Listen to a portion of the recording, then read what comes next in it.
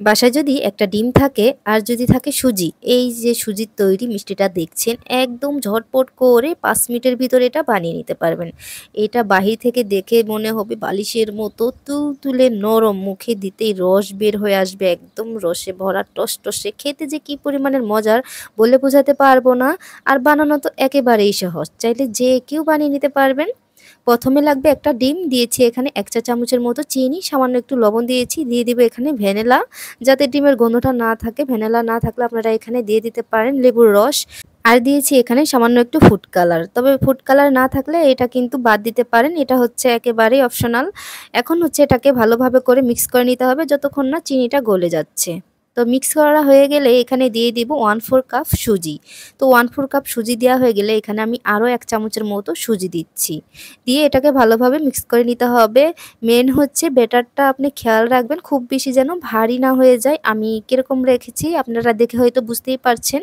তো এরকমটা রাখবেন, ভারী হলে কিন্তু রসটা ভিতরে ঢুকবে না। তো এরকমটা হয়ে গেলে এবার হচ্ছে ফ্রাই প্যানে তেল দিয়েছি, এবার হচ্ছে আমি চামচ দিয়ে দিচ্ছি।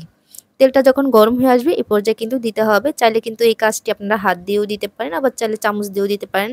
আমি শুধুমাত্র চামচ দিয়ে দিচ্ছি যাতে করে সবগুলা মিষ্টি একই রকমের হয়ে যায়।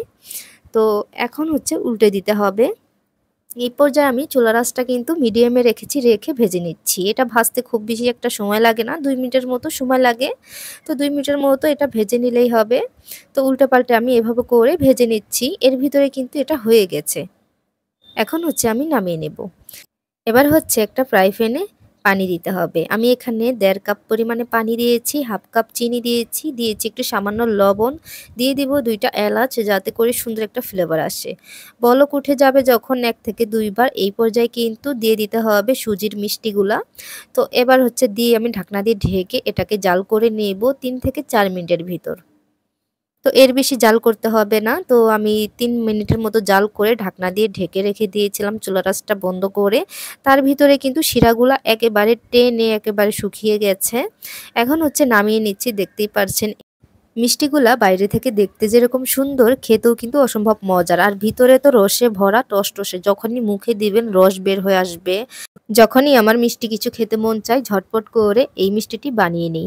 একদম অল্প উপকরণ দিয়ে যদি এরকম মিষ্টি বানানো যায় তাহলে আর কি লাগে বলেন তো? তো একেবারে ভিতরটা সফট রসে ভরা, একেবারে মানে যখনই মুখে দিবেন তখন বুঝতে পারবেন আসলে আপনি কি খাচ্ছেন।